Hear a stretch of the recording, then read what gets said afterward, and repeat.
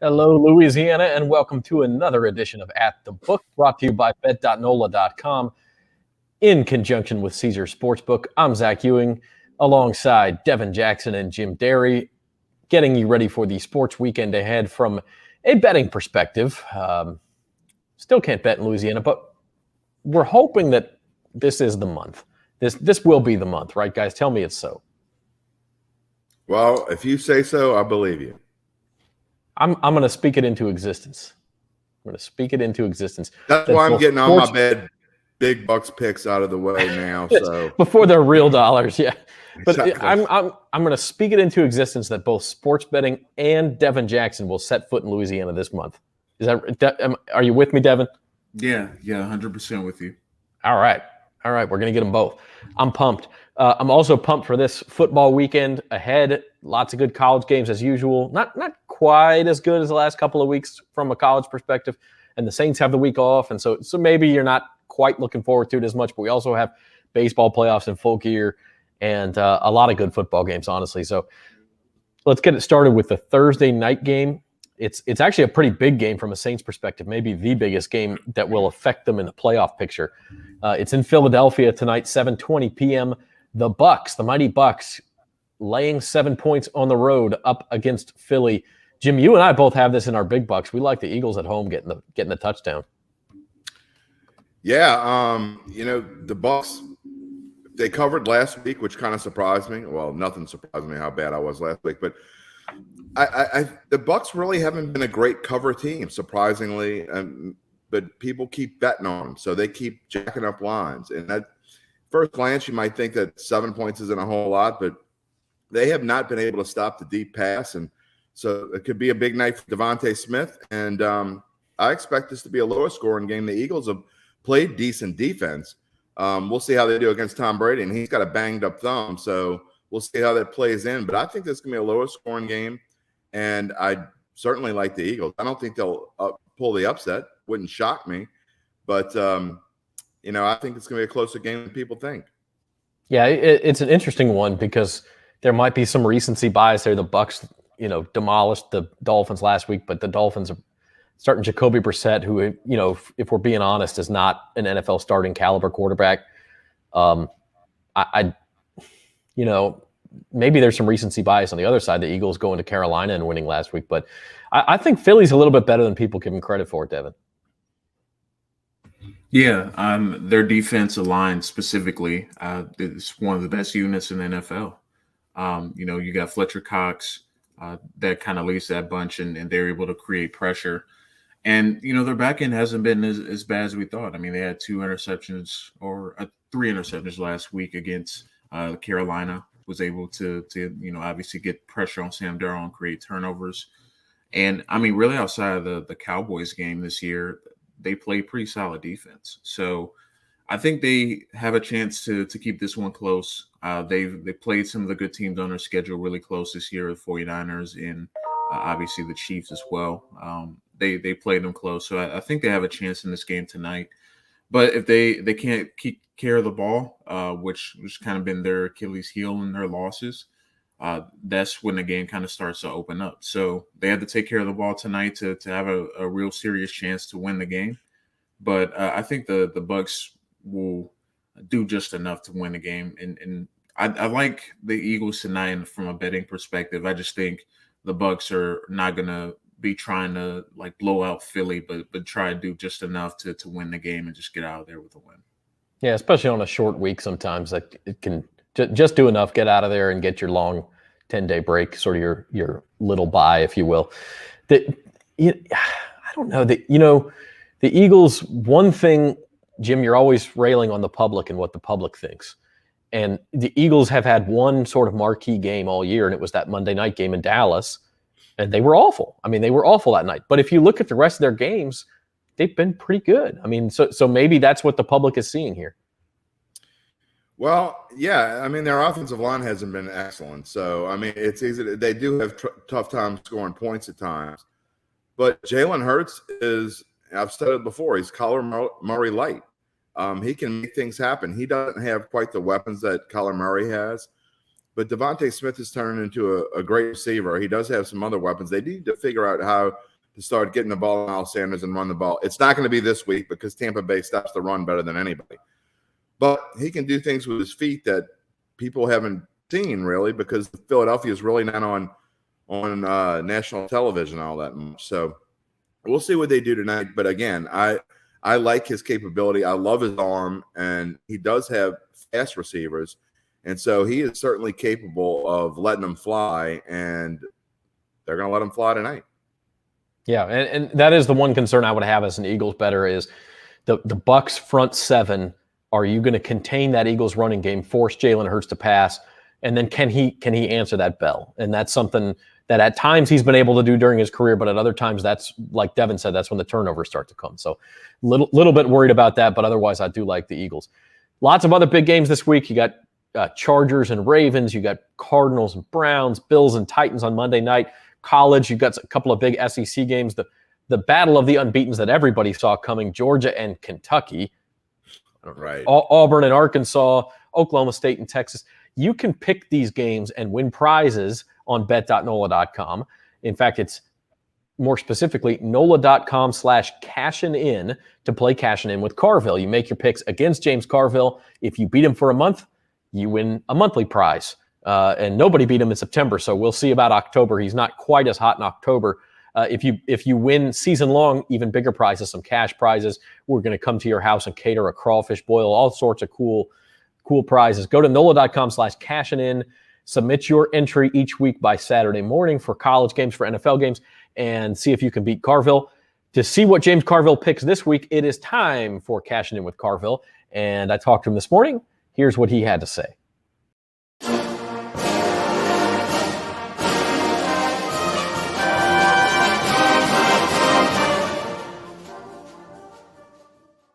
Welcome to week 6 of Cashin' In with Carville. I'm Zach Ewing. That is James Carville, the one and only.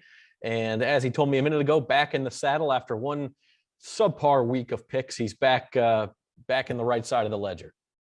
We're coming after him, Bob. I promise you. That Bengals-Packers game was odd. Our entire standings flipped on it because it looked for a long time like the dog was the right side, ended up being a push. So that was one of those funny gambling games. It was. And, we got lucky with Oklahoma. I couldn't imagine a worse weekend for being a Longhorn.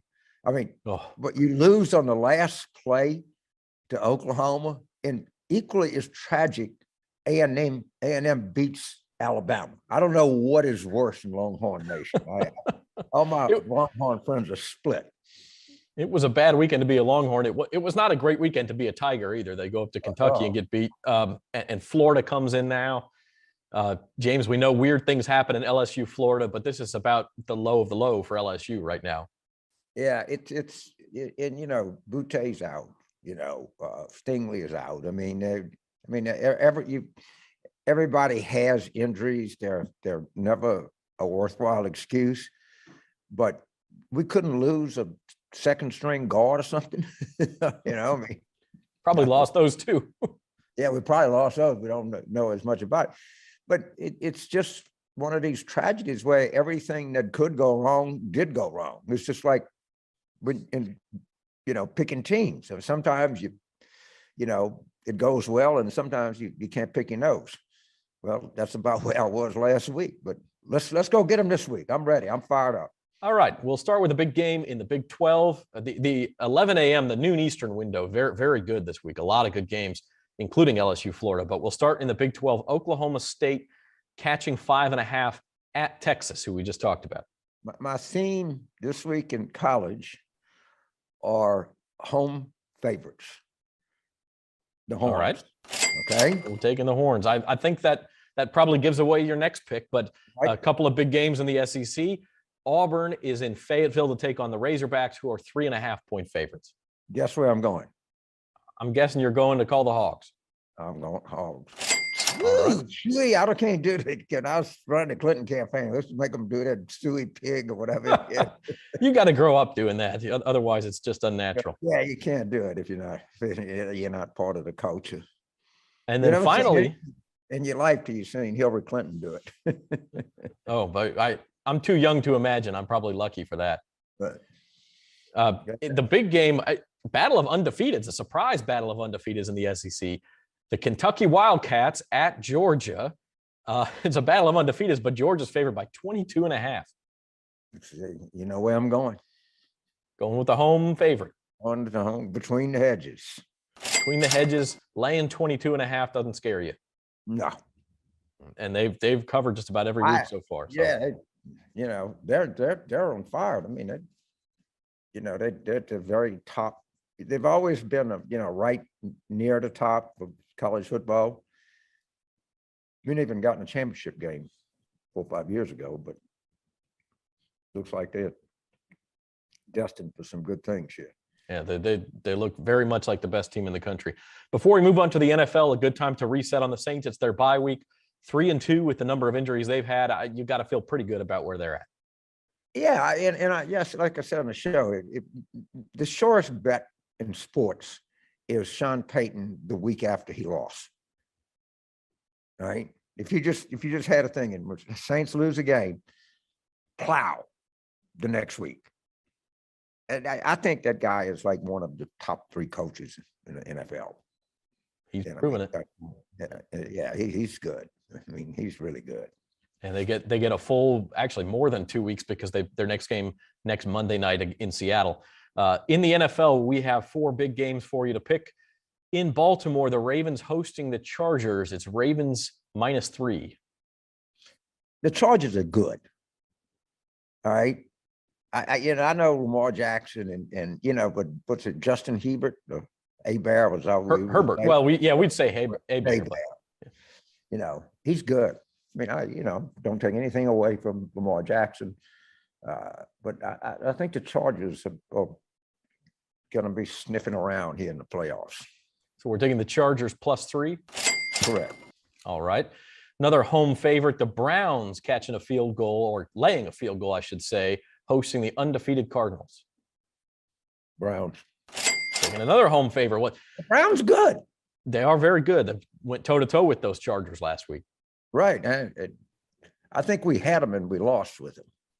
I think you're right. And it was one of those games that came right down to it. Yeah, it was, sometimes you like I say, you win games that, you shouldn't win, and you lose games you shouldn't lose. And anybody that has ever been around sports gambling completely knows that, It all comes out in the wash. Yeah. All comes out in the wash. Okay, well, no option to choose the home favorite here, because the road team, the Dallas Cowboys, favored by 4 going up to New England. A statement we wouldn't have said 5 years ago, but it's the truth today. Cowboys -4 at New England. I'll take the Patriots. All right, taking the home dog this time. And then finally on Monday Night Football this week, the Bills laying 5.5 in Tennessee. Tennessee getting 5.5 at home. I'll take them. All right, so it's a weekend for the home teams. Yeah, I got a lot of home teams. It's a good place to be sometimes. Sometimes, sometimes it's just the way it is. I have a lot of road teams. They're very good at where they place these lines. I mean, they've been doing it for a long time, and they're very skilled at it. They allocate points for the home team pretty good. Oh, that's right. It's typically about 3 or 3.5, isn't it? Yeah, I think it's actually gone down in the past few years. It's down to 2.5 or 3, most people say now. So it's gone down just a little bit. Maybe travel's gotten easier. In the home field in professional football, it counts. It really doesn't count very much as baseball. Basketball counts more. I think basketball counts the most. The hockey, I don't know. But no, I agree with you there. Baseball is about the last at bat, and that might be about it. But speaking of which, a good place to end on a little lanyap. Dodgers, Giants, 107 wins against 106 wins tonight. Giants host game 5. It's picking. The Giants, it's one of the best stories in all the sports because nobody saw them coming. And, the Dodgers have this huge payroll. Man, I love Max Scherzer. He's in like Joe Burrow class of people, athletes that I really like because I'm a season ticket holder for the Nationals, so I've seen him pitch a lot. But I just like the Giants because everybody saw the Dodgers coming. All right. And also, I know the Astros are a villainous team and everything, but I like Dusty. I gave you before we go, I'll give you a little piece of history. The first high five ever executed in sports was Dusty Baker when he was at the Dodgers, hit a home run and greeting him at the plate and high five was Glenn Burke, the first open. I read that this week. That's funny you mentioned that. Yeah. And the little part of history, Louisiana of this, on the mound was J.R. Ritchie. All right, J.R. Ritchie for like 3 years was like Randy Johnson. He was a black guy from North Louisiana. And then he just started deteriorating. And the sports writers would just get voracious. I mean, lazy, work ethic. And the guy died of a goddamn stroke. But he was in his 30s. But if you look up J.R. Ritchie, it's for about 3 years, he was almost unhittable. Sounds like a Shakespearean tragedy there. Oh, Dusty Baker, Glenn Burke, and then J.R. Ritchie throwing the gopher ball. I mean, it's a pretty amazing coincidence in sports. And the high five was born. And the high five was born. Culturally significant thing in sport. We offer you a high five, Right. and we will see you next week, James. Betting picks and history lessons all together. It's Cashin with you get everything. You get everything here. Everything. Absolutely. All right, man. We appreciate it. We will see you next week.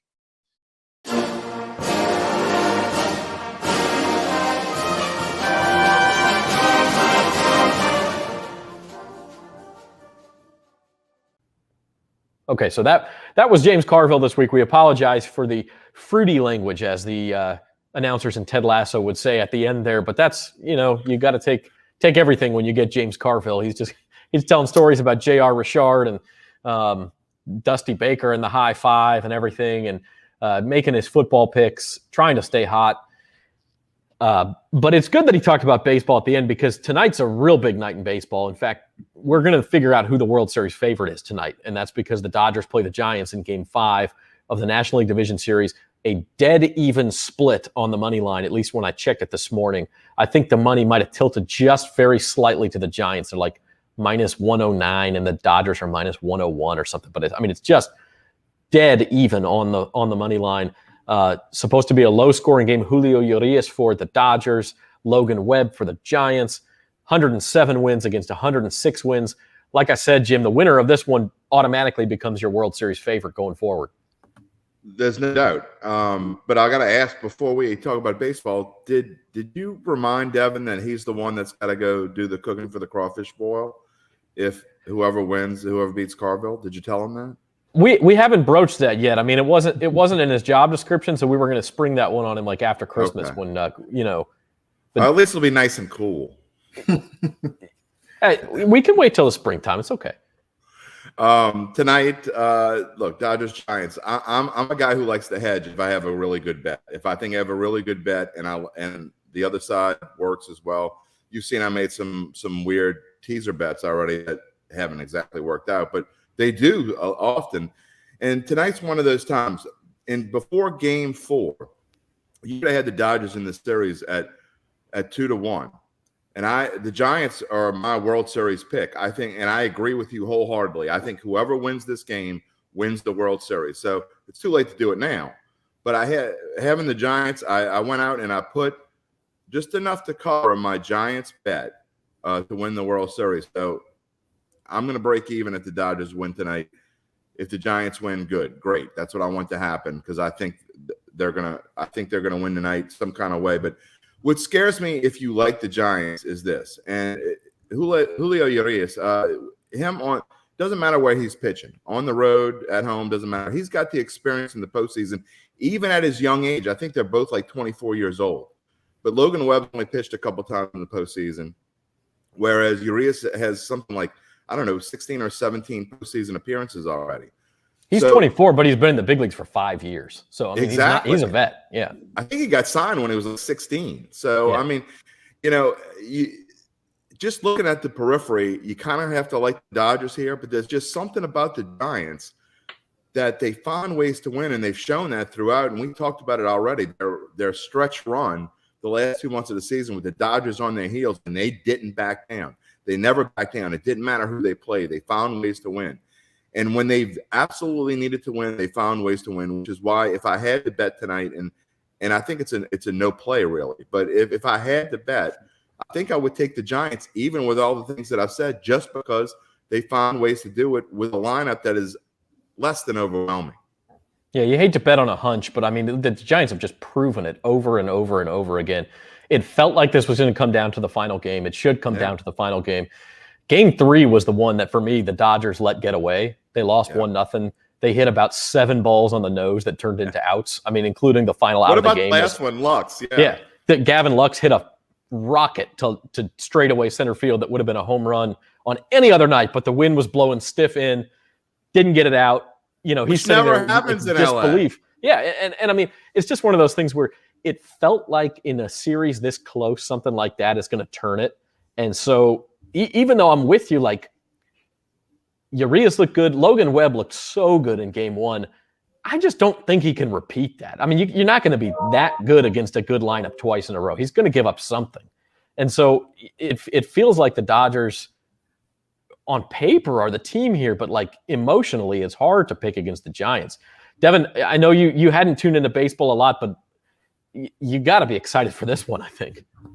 Yeah, I mean, 2 of the best teams in the National League. I mean, you could argue the 2 best teams in National League right now are playing a winner-take-all game. I mean, you can't ask for more in a series, and 2 teams have gone down literally to the last game of the season to see who will go to the wild card, see who will obviously host in the playoffs. So this is very exciting. I think, like you guys said, I mean, this is probably the NLCS, kind of already, because of how good both teams are and how good their staffs are, and the gap that's between them and the rest of the National League this season.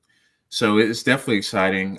Winner take all games in baseball are always super exciting, and they always live up to expectations. So I'm definitely excited for it. Yeah, I mean, Braves and Zach, yet the Braves are sitting around going, you guys need to go like 14, 15 innings. Nobody's even talking about the Braves and what Freddie Freeman was able to do. And they're just sitting around. So I wouldn't discuss. I want to see what the numbers are after the series is over. And I want to be able to, I might plunk a little bit down on the Braves. Who knows? Well, I mean, that's what I was going to say is, like, I know we've got a lot of Braves fans in this region, and they took out the Brewers. I didn't necessarily expect that. The Brewers lineup is just so weak, especially in that series. And that's credit to the Braves too, but that was the concern for the Brewers going in. I mean, I will say one thing. The Dodgers have been World Series favorites even when they had to win the wild card game against the Cardinals. Yeah. The whole time. If they win this tonight, you're going to have, and this is so stupid, it happens in every sport, but you're going to have the 88-win Braves with home field advantage over the 106-win Dodgers in the NLCS because they won their division. And I know that, sometimes in the NFL you get an 8-8 team, or let's say an 8-9 team now hosting a 12-4 team or something in the first round, because that's just how it worked out. But it is an advantage. They could have Game 7 at home, even though they won 18 fewer games than the Dodgers. So it will be super interesting to see what that NLCS line is, really either way, but especially if it's the Dodgers. Ask the Saints about what happened in Seattle 6 or 7 years ago. They had to go play a 7-9. Yeah. They had to play a 7-9 Seattle team, and it's adios New Orleans. I mean, and that's the thing, is like, it happens in every sport. It doesn't exactly seem fair, but anyway, I'm super excited too. I think it might be the baseball game of the year if you're a baseball fan. Like, we talk about Bobby Thompson's home run. The last time the Dodgers and Giants played a winner-take-all in anything, 1951. The Giants win the pennant. The shot heard around the world. Like, 70 years later, we still talk about that. And if something dramatic happens tonight, they could be talking about it for another 70 years. So I think you just got to tune into this game. I was only in elementary school then, Zach. I don't really remember it all that well. You like ran home from school to watch it on your black and white TV and tune into the radio. Listen on the radio. We didn't have a TV yet. Yeah, that's right. That was like pre Back to the Future when they roll in their first television set. So, okay. I don't know how to segue this, but we'll go from something super exciting to something not so exciting, LSU football.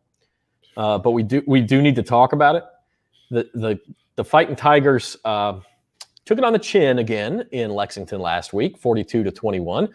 They have lost a couple in a row. Only the second time, I think, under Ed Ogeron, they've lost 2 in a row. And now they're staring 3 straight losses right in the face with Florida coming to town. The Gators they opened as 10-point favorites, and that thing's been moving. And that part of that is because of injuries that LSU's announced. Cashin Butte's out for the season.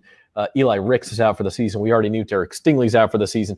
This is an 11 a.m. kickoff. I mean, you want to talk about the least excited crowd ever for a Florida LSU game at Death Valley. I shudder to think what it could look like if Florida really gets rolling here. This is the first time in 11 years that a team other than Alabama has come into Tiger Stadium and is a double-digit favorite. So that shows you the state of this LSU program. And the last time it happened, it was Florida, and they were a 10-point favorite, and they won 13-3. Who was the LSU coach that year, Jim? Back in 2003, that would have been Nick Saban, wasn't it? Nick Saban. That's it. So? Ironic. I don't know. There's something that tells me I don't think LSU is going to win this game. It wouldn't shock me if they do. As bad as things have been, you put a Cajun like Coach O and his back against the wall and something clamped around his neck. And something tells me that the Tigers are going to have a lot of fight this week. And I say that with the caveat of I don't care what the spread is against Ole Miss. I'm taking Ole Miss, and I'll just let it be known now because I think Lane Kiffin's going to just dial up the scoreboard until the operator goes home. But there's something about this week at Tiger Stadium and him knowing that he's done. I mean, I don't care what happens in this game. If they upset Florida, great. They're not going to win. They're not going to a bowl game this year. I think we all realize that. But I think he's got one big fight left in him. And I think LSU, they should last year, came out with their back against the wall against Florida last year and kicked the field goal in the fog, and not just any old field goal, what was it, 57, 58 yards. And the gods were with them that night as Florida missed a big field goal that could have won the game. So I think that LSU is going to fight this week, and maybe it's partly because everybody and their grandma is betting on Florida. We've seen that with the line moving. Even the sharps are betting on Florida. Everybody's betting on Florida. And something tells me that LSU is going to make a game out of this. And it would not surprise me at all if they found a way to win. I will be shocked if they win the game outright. I don't know about the spread. 11.5 is a ton of points for a road team. Now, having said that, I was shocked they won in Gainesville last year. But that's part of it. As you talk about, it was just their night. The Florida kid throws a shoe to keep the drive going. They get the game-winning field goal. It was the most ridiculous. It's why we love college football, because stupid stuff like that happens all the time. But this one is just like, it's 11 a.m. There's going to be no energy. They've got all these injuries. Everybody kind of knows Ogeron's a lame duck coach at this point. Maybe they fight and keep it close, but Florida's the team with the season on the line here. They can't lose another game. They got to win to keep their season relevant. LSU, I just don't know where you find that motivation from. I kept thinking it was going to show up against Kentucky, and it never really did. Kentucky just kept hitting them in the mouth over and over again. Devin, what do you think? LSU's in a tough spot right now. They're just in the smack dab in the middle of a schedule that even at their best, they still be lucky to split this, kind of stretch that they have. But I expect them to play hard and try and keep it close, but I just don't see anything right now that leads me to believe they'll win the game or keep it close into the third or fourth quarter. They're missing Cashin Butte. They're missing their top 2 DBs on defense. They got a ton of other injuries as well elsewhere. And, your schedule's not going to get any easier. Ole Miss next week, two weeks from then, Alabama.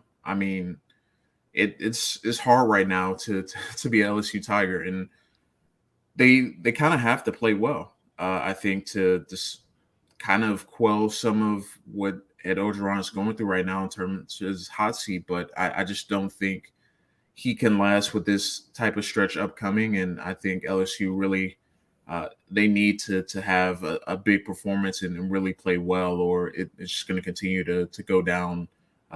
It's probably one of the worst seasons we see in LSU in a long time. Yeah, I mean, you're right. I think this thing could go off the rails fast. And they're 3-3 right now. It feels like they're 1-5, honestly. But they're 3-3 right now. It's, they almost beat Auburn. They really should have beat Auburn had they been a little better in the red zone. The Kentucky game's seriously concerning. But I just don't. You talk about saving Orgeron's job. I don't know what can be done at this point. A 5-1 finish. If all of a sudden you're pulling off upsets against Florida, Ole Miss, A&M, I don't know if it'd be an upset against Arkansas, but they won't be favored by a lot in that game. I mean, it's pretty bleak. If they don't go to a bowl game, he's fired. Oh, for sure. Yeah. Period.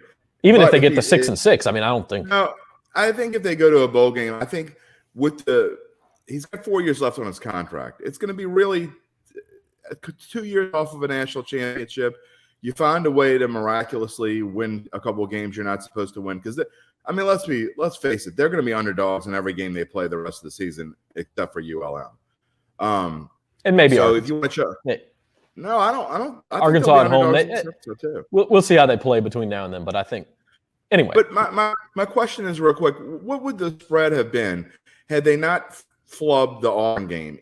Just go through last week and consider them. They lost. That's fine.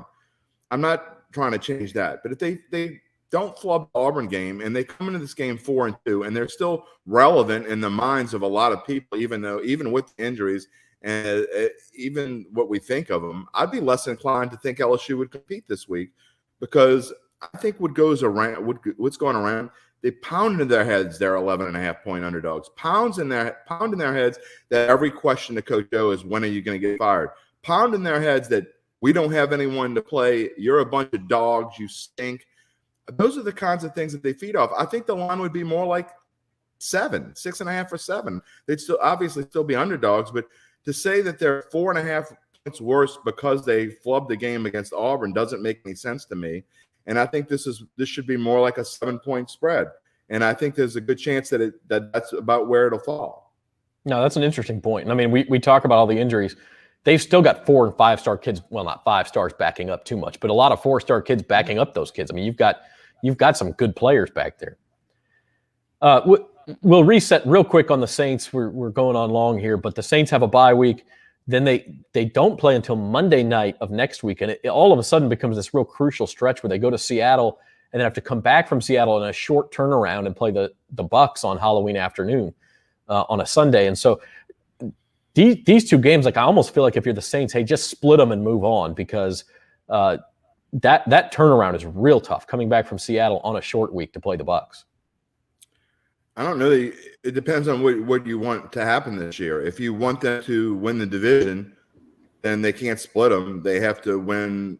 They certainly have to beat the Bucs, because they have to beat the Bucs twice this year. If they have any aspirations of winning this division, they 100% have to beat Tampa Bay twice. And whether it can happen or not, I'm not predicting that yet. But you have to figure the floor for Tampa Bay is 12 wins. They're not going to. There's no way they're going to be worse than 12-5. I'd be shocked if they're worse than 12-5, which means that the Saints, the rest of the way, have to go 9-3 and beat Tampa Bay twice. So forget about the split. And that's what would scare me probably in a game against Seattle is, are you going to be looking ahead to Tampa Bay? And it's a Monday night, and I realize you have a bye this week. Geno Smith, and we'll talk about this more next week, but the Seattle game kind of makes me a little nervous because they know what I just said. It should, man. That's a tough trip. I don't care the Seahawks don't have Russell Wilson. That's always a tough game. So, and then the turnaround is brutal. Devin, what are your expectations for the Saints the next 2 weeks out of the bye? Well, they're going to get a lot of their key players back, hopefully, from injury. So I think this could be, one of the stretches of their season where they finally get everything together and they can make a run. I mean, I think certainly this team is, good enough to make the playoffs at the wild card spot. I don't know if they're going to be able to challenge for a division. I think some of the bad losses they've had this season is going to catch up to them eventually. Like splitting against the Panthers potentially. The Falcons aren't as good this year, but I mean that's still a game every year that it could be a loss. So they really have to pretty much run the table on the division. I don't know if that's going to be possible with Tampa Bay.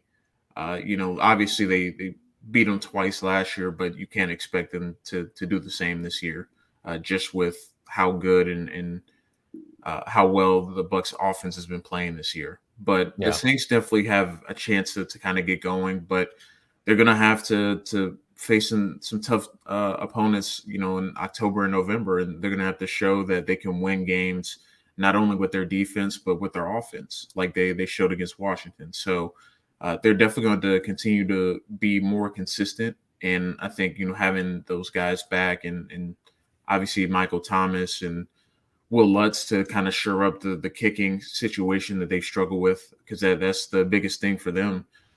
You can be a good football team, but if your kicking isn't right, you're going to lose games. So once they get those things, once they get those things figured out, I think they can make a run. But I don't know if they're going to be able to compete for that top spot in the NFC South.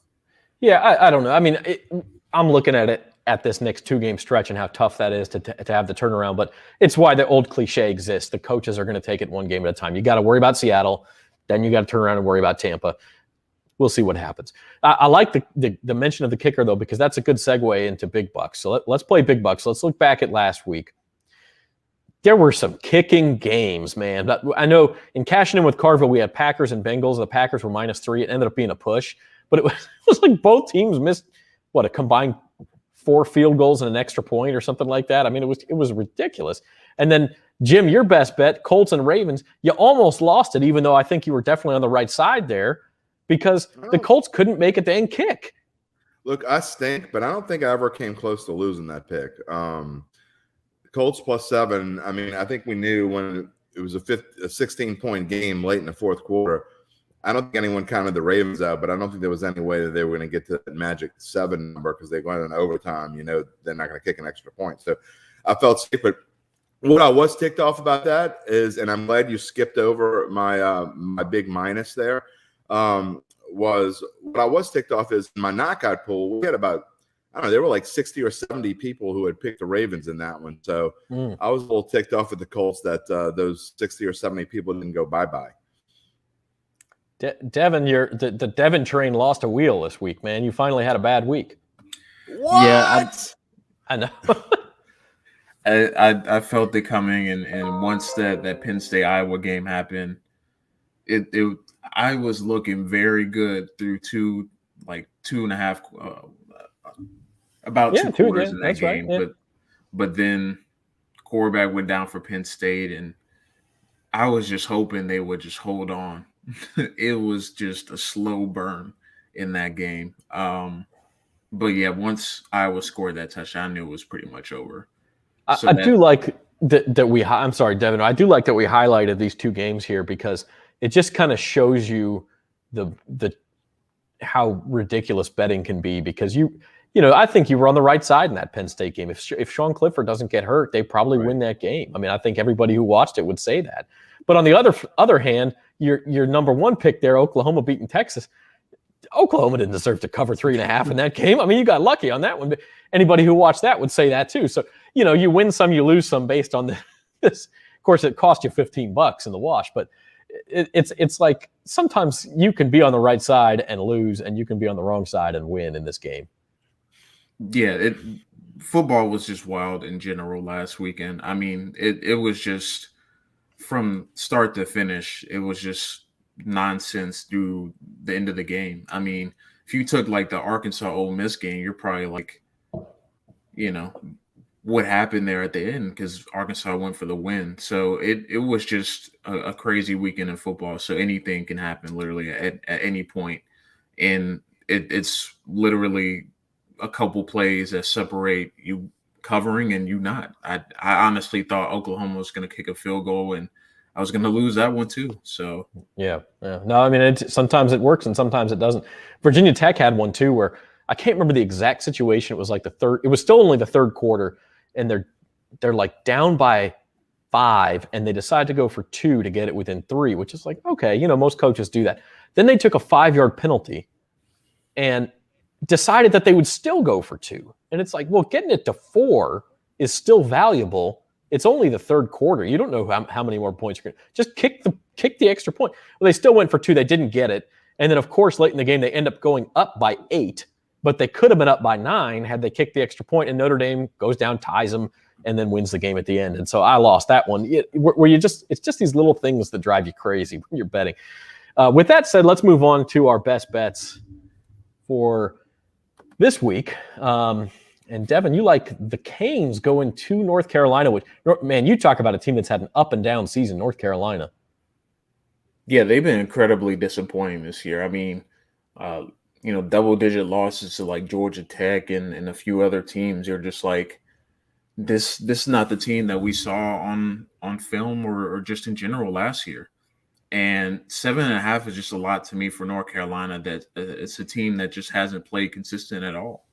So I just really like Miami in that game to at least cover that 7.5 point spread. I mean, it's pretty large to me for a Miami team that's been okay. They haven't been great either, but I just thought I was just baffled by that spread. So I decided to take Miami on that one. Seems off a little bit, doesn't it? Jim's going over to London town and betting the over. Yeah, I didn't love the spread in this game, but I looked at that number and I'm thinking, what happens when 2 really bad defenses play, no matter how bad the offenses are? The offenses usually get a little jolt of energy. And I expect, look, Jacksonville's been playing a little bit better on offense as of late. And, I think that this is a week where they go off and go to London, and Tua could be back from Miami, so that could help them a little bit as well. So I actually think this is going to be an interesting game. I think it could be one of those back and forth seesaw type games, and I think there could be plenty of points scored in this one. Yeah, and Trevor Lawrence is looking better too. So he is for sure. I think the Jaguars may win one here sooner or later, but they have been scoring some points. Hey, I went with Tennessee on the money line against Ole Miss. They're at home. They're rolling right now. Ole Miss won that game against Arkansas, but I think, again, anybody who watched it kind of knows it could have gone either way. Their defense is teetering a little bit. I'm going to take a chance and take Tennessee. So that's my best bet of the week. Let's take a quick look at it. You were real convincing there, Zach. I mean, you're going to take a chance with your best bet. Fade or follow. Okay. No, I mean, honestly, you look at Tennessee the last couple of weeks, that team scored 77 points in the first half alone in games against Missouri and South Carolina. And I know those aren't great teams, but Ole Miss doesn't have a great defense either. So I really think Tennessee's going to be there, right down to the wire with Ole Miss and have a chance. And if you're giving me plus 120, I will take it with the home team. Is that better? That sounds your logic little is bit better. Yeah. It's a little bit more convincing. Yes. All right, well, only one of us had a winning week last week, so you guys decide who to fade or follow. All right. I'm just Devin, setting up for the fall. That's all. Let's talk about your picks, Devin. We mentioned Miami and North Carolina. That should say 7.5. That's my fault. You're taking some risks here, man. You're betting on the Lions and you're betting on Kansas, which makes me throw up in my mouth a little bit ordinarily anyway as a Missouri grad. But they also haven't covered the spread in like 19 games or something. So you got to talk to me about that one. Yeah. So that game in particular, I just think it's not going to be a lot of defense played. So I am betting on a backdoor cover in the Kansas-Texas Tech game. Not just a cover. And not just to cover the backdoor cover. We're hoping for the backdoor. Yeah. So I don't expect them to do it straight up. I mean, they just have not been a good football team, but Texas Tech hasn't been good either this year. So I thought I'd take a risk on that game. I mean, I'm only so many points. I mean, so many dollars ahead of Zach now. He's literally right behind me. So I got to take a few risks. And you're only $1,000 ahead of me, Devin. So you better watch that. I think you're only $8 ahead of me. Yeah, that's right. 22.48 to 22.40. you've been slowly building back into the race. So I definitely take a risk there. Lions, I just feel like they are so close to winning a game, and Bengals coming off a very, very strange week against the Packers. Joe Burrow goes to the hospital. It's one of those games that I don't know if the Lions win, but I think they keep it close enough to cover. So I took the chance with them. And then last one I'll point out, I think Arkansas has kind of hit where like the peak of their season. Like I think this is where it kind of turns, and they're not going to be as good as they were in the first half of the year. Auburn's defense is still pretty good. I know they have a roller coaster on offense, but I think this could be a slug it out game, and Auburn can keep it at least within a field goal. So that's why I took that one. I like that. I like the Lions pick too, now that you mention it. NC State, Boston College, I went the other way on that one, so we'll talk more about that one in a minute. But first, let's get to Jim's Big Bucks picks. A robust balance of only about 60% of what he started with here just 5 weeks into the season. Jim, you have to point that out. I had to point it out, and then I have to point out that you just keep throwing more money at the problem. Yeah, well, look, I'm just trying to set you guys up for the fall, give you this false sense of security. Then I'm about to swoop in. I haven't figured out exactly when I'm going to swoop in, but it's coming. Or how. Yeah. How, that doesn't matter. As long as you do it, it really doesn't make a difference. If you look at these picks, the biggest teaser I have on there, and we're going to do teaser again because we keep going 1-1. So we're going to get these things right. But Chiefs and Bengals, basically what you need here is you need the Chiefs to win, right? And you need the Bengals not to lose or lose by less than a field goal. And I really I saw Devin had the Chiefs, and everywhere I've seen them, they're 6.5. So you kind of shorted yourself there with the 7. I have not seen a 7. But the Chiefs, I can't imagine they're going to go to Washington with the way that Washington's been playing defense, and it's hard to fathom as bad as they've been, as good as they were last year. I'm sorry, with the pass rush, they haven't been able to generate any pass rush. Their secondary is horrendous, and Mahomes, I mean, you would think he's going to wake up eventually because he hasn't been playing that well, not just the whole team, but they're going to throw it 50, 55 times this week, and I think that's a big bounce back for Kansas City. And I'm on the other end with the Bengals. I really like the Bengals against the spread. So I was trying to find the best teaser to put them in here with, and that's why I chose Cincinnati. I'm on the other end with the Lions. I think the Lions, they showed last time when they got heartbroken, they came back the next week and laid an egg. So I think they're 0-5. Are they going to win eventually? I think so. I'm not 100% sure, to be honest. I mean, they are better than an 0-5 team, but they're not that much better. I don't think they're that good, to be honest. And so I do like what Cincinnati's been doing. They have played decent defense, and obviously on offense, they're really good. I worry about their line a little bit. Between Joe Mixon and the passing of Joe Burrow to Chase, I think they're outstanding. And then I guess another one that sticks out, and we talk about marquee matchups, Cardinals Browns. I'm not sure the Browns should be laying 3 points to this 5-0 team. And I just think the lines makers have not woken up yet to how good these Cardinals are. It took me a while too, so I get it. When you beat the Rams and beat San Francisco in back-to-back weeks, I think you got to start believing that 5-0 is for real. So, and then my favorite little, if I win this, I don't care about the $20 that it'll be 20 to win 400. I mean, to win 40, excuse me. But whoa. That's not 20 to win 20 40. to 1. Yeah, sorry. 20 to win 40. But the Titans over the Bills. Everybody loves the Bills. All these experts just hate the Titans. They're terrible. We know that they haven't played very well, but last year, Titans, Bills are 4-0. They go into Tennessee. Guess what happens? They get shellacked. I think the Titans are going to win this game straight up because everyone is all over Buffalo. And you know what I think when everybody's all over something. So I'm going to take a little gander here. I'm going to take the safe route and take the 44 against the spread. But I'm also going to take a little chop on the money line too. And I like how many dogs you have barking here. But the interesting thing about that Titans-Bills game, you say everybody's on the Bills. so our little picks grid that we put in the Friday paper for Cashin with Carville, all the different staff members, I think I filled out like 6 of the 9, and everybody's on the Titans right now. So not everybody's on the Bills, because the first 6 that I've gotten picks submitted for are on the Titans, including myself. So let's move into my big bucks picks, and I actually do have the Titans just for a little sprinkle, the $22 here, to cover that 5.5. My big thing there is I like the matchup for Tennessee, but the one thing Buffalo struggles with is stopping the run, and we all know Tennessee loves to run, and that can get away from you fast. And wasn't that game last year, the Titans-Bills game, you were talking about, like one of those weird Tuesday COVID games? It was a Tuesday game. Yeah, and what happened was the Titans got out to a lead. They started big plays on the ground. Josh Allen started trying to do too much. He turned it over a couple times. You don't see him do that a lot, but he did it in that game. And you're right, it got away from him. So I like the matchup for the Titans. I think they're probably more desperate for a win. The Bills are coming off of several good performances in a row. So I do like Tennessee there. What else do I want to point out here? I talked about Boston College.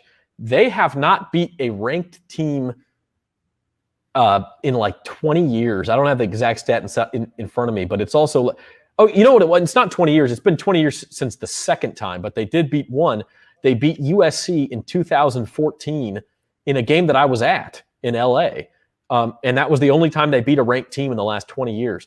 But I do like them at home against NC State. I think they got a lot to play for. They're coming off a bye week or an open date, I should say, in college. And so I like BC there. I'm picking on ULM. Liberty likes to score. Hugh Freeze is the coach. They're going to come to town and just put up a ton of points. And then since I picked on Kansas, I got to pick on my alma mater. Missouri's 0-5 against the spread this year. They're getting Texas A&M. It is a letdown spot for A&M. But the way Missouri's defense has been, I think if they're going to go to 0-6 against the spread, I think A&M can win that game by double digits. So that's big bucks for this week. That's at the book for this week. And we'll get it all kick-started tonight. Eagles and Bucks, and then about 45 minutes after that starts, Dodgers and Giants. It's going to be one of the best sports nights of the year, non-weekend edition anyway, guys.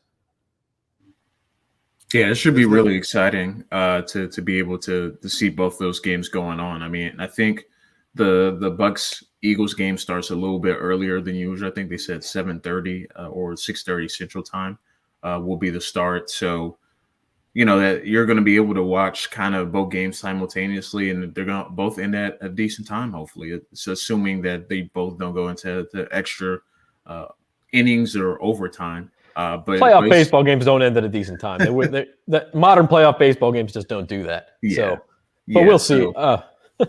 Yeah, we'll see what happens. But it should be really good. A really good sports night on a Thursday night. Usually we just get football, but playoff baseball between two of the best teams in the MLB. I mean, you can't beat that. Speaking of weeknights, I do want to point out the Ragin' Cajuns had themselves a hell of a win on Tuesday. Beating App State, not just beating them, which is their longtime nemesis in the Sun Belt. They beat them up. 34-13, I think it was. I mean, they beat App State. The App State came in here and got whipped, point blank. They were 4-point dogs. Yeah. I mean, in fact, that was a no play for me. I kind of like the under, which hit. But if I had to pick the spread, I probably would have taken App State just because it feels like they're. But listen, all credit to Billy Napier and that UL program. They whipped App State. They may get him again. App State, I think we'll have to play Coastal Carolina to see who wins the Sun Belt East, but that could be a preview of the Sun Belt Championship game. So wanted to point that out, but give you your final thoughts, Jim. My final thoughts are, you guys get to watch all that stuff, and I have to I'm going broadcast North Shore and St. Paul. So y'all enjoy all that great night of sports on Thursday night. My game got moved. But lastly, I just want to let y'all know that I have been in contact with John Georges, and he has authorized me to take a loan under my big bucks. So if you see a weird number like 4,000, 5,000, something along those lines in those big bucks, that's from John Georges. It was an early Christmas gift. I just talked to Mr. Georges last week, and he didn't mention anything about that. So I'm gonna have to double check. I told him not to tell you. It's secret, double secret probation. I think we're gonna have to see about that. How about this? How about you actually start making some good picks and get the balance up all on your own? That makes it too. You guys want the easy way out. I don't want it the easy way out. I want to make it hard. I want people to say in December, this dude was at like $800. at Halloween, and he finished with $4,000. How did that happen? Is he really that good? Yeah, I'm just making hang on. It's like the Rudy story with gambling. Exactly. I mean, don't I look like Rudy? I'm small like Rudy. They'll let me in. Devin's the only one of us here who actually played football at a high level, but yeah, the rest of us guys are Rudies, man. Hey, I did double check. That game is at 7:20 Central tonight, the Bucks and Eagles. So no early start. Just wanted to make sure people knew that. But it is. I mean, listen, that's going to go on the NLDS. It's going to go on. It's going to be fantastic. If you want to play along with our football, Cashin in with Carville, you can do it. NOLA.com/cashin is the URL. Make your picks against James Carville. We have monthly prizes. We have season-long prizes. And the games are up for this week along with James Carville's picks. So NOLA.com/cashin. And with that, we'll say goodbye for another week. Devin Jackson and Jim Derry. I'm Zach Ewing. This has been At the Book. See you, everybody.